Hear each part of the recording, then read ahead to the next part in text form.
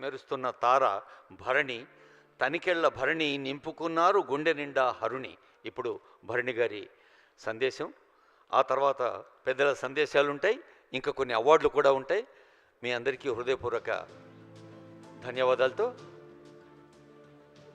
చప్పట్లు.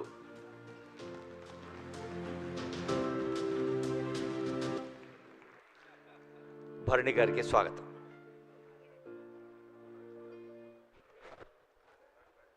వేదికను అలంకరించిన పెద్దలకి, అలాగే జీవన సాఫల్య పురస్కారాన్ని గ్రహించిన మహోన్నత గాయని శోభారాజు గారికి,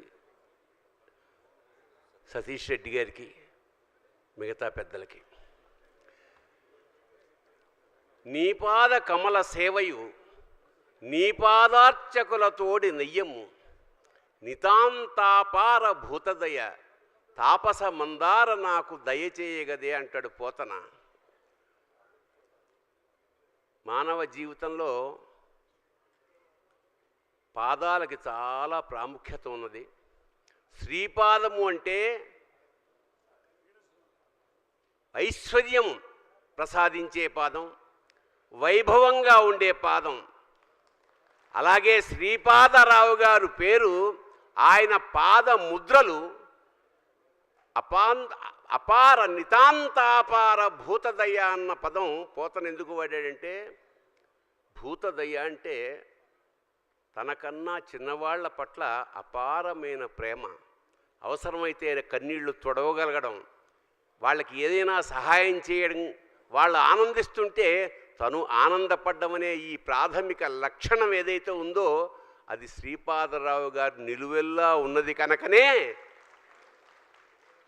ఆ భూతదయ అలాంటి ఒక, అంటే రాజకీయ నాయకులకు ప్రాథమికంగా ఉండాల్సినది నితాంత అపార భూతదయ, అందరి పట్ల సమానమైన ఒక భావన ఉంటే తప్ప మహాప్రజానాయకుడు కాలేడు. కేవలం ప్రజాసేవ చేస్తూ అందులో ఆత్మార్పణ చేసి ఇవాళ చిరంజీవిగా నిలిచిపోయిన ఆ శ్రీపాదరావు గారి ఆత్మకు ఒక్కసారి నమస్కారం చేసుకుంటూ, అదే వారసత్వం పుణికి పుచ్చుకుని భవిష్యత్ తరాలకు కూడా అదే సందేశాన్ని అందిస్తూ కొత్త టెక్నాలజీతోటి భవిష్యత్ తరాలకి ఆల్టర్నేటివ్ ఇంటెలిజెన్స్ని ప్రాథమిక పెద్దపీట వేసి ఇవాళ రాష్ట్రాన్ని, దేశాన్ని భవిష్యత్ వైపు ముందుకు నడిపిస్తున్న మా ఆత్మ బంధువు శ్రీధర్ బాబు గారికి కూడా నమస్కారం చేసుకుంటూ, ఒక వ్యక్తిత్వం, ఎందుకంటే పాదం గురించి ఎందుకు చెప్పానంటే, ఎవరికైనా మనం నమస్కారం చేయాలంటే పాదాభివందనం చేసామంటే అది పరమోత్కృష్టమైన వ్యక్తి అయితేనే పాదాభివందనం చేస్తాం. అలాగే మహానుభావులు నడిచి వెళ్ళిన తర్వాత వాళ్ళు నిలబడ్డ ప్రదేశానికి కూడా పాదాభివందనం చేస్తాం, అంటే ఆ పాద ముద్రలకి నమస్కారం చేస్తాం, ఎందుకంటే అవి స్ఫూర్తినిస్తాయి. ఈ విషయమై మొల్ల ఒక అద్భుతమైన పద్యం రాసింది రామాయణంలో. ఏమిటంటే, రామాయణాన్ని తెలుగు చేస్తున్నప్పుడు వాళ్ళ స్వేచ్ఛగా కూడా కొంత కల్పన జోడిస్తారన్నమాట. రామపాదం ఎంత గొప్పదో, ఒక రాయి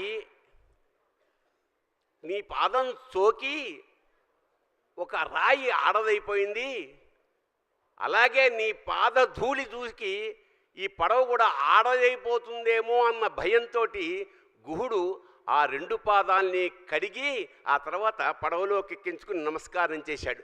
అలాగా శ్రీపాదరావు గారి పాదముద్రలు శాశ్వతంగా ఈ ఆంధ్రదేశంలోనూ, ఈ తెలంగాణ లేదా యావత్ భారతదేశానికి మార్గదర్శకాలుగా ఉంటాయని మనస్ఫూర్తిగా కోరుకుంటూ, అలాంటి వారసత్వాన్నే పుణిపుచ్చున్న శ్రీధర్ బాబు గారు కూడా అలాంటి మార్గాన్నే ముందుకు వెళ్ళాలని మనస్ఫూర్తిగా పరమేశ్వరుని ప్రార్థిస్తూ శుభం భూయాత్ శివోహం.